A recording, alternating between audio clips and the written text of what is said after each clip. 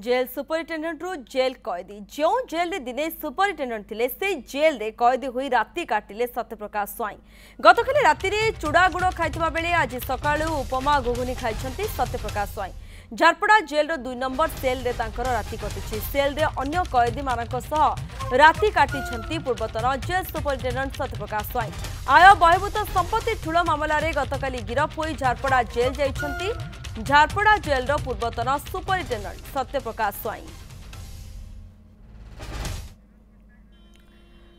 Neeraj Pattnaik chief reporter रही अधिक सूचना देवाई निहाती भाव नीरज दिने से जेल रे से सुपरिटेडेंट रही कार्य करुले किंतु आज से जेल रे से बंदी रही कैदी किभली राति कटिची सूचना कौन रोच नीरज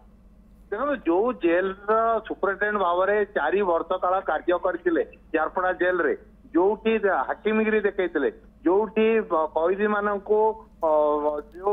विभिन्न प्रकार सुविधा जगह देवा माने जो विभिन्न समय गंजेई सिगारेट एवं चिलम एवं मादक द्रव्य मोबाइल जगह देवा अर्थ आदाय करते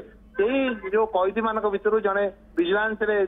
अभियोग करता अभियोग आधार रे विजिलेंस रेड होता एवं प्राय 1.5 कोटी टंकार भुवनेश्वर झारपड़ा जेल आगे गोटे घर सी करते जहाँ को ठाब करता विजिलेंस विभाग एवं अन्य सामग्री पर गतकाली संध्यारे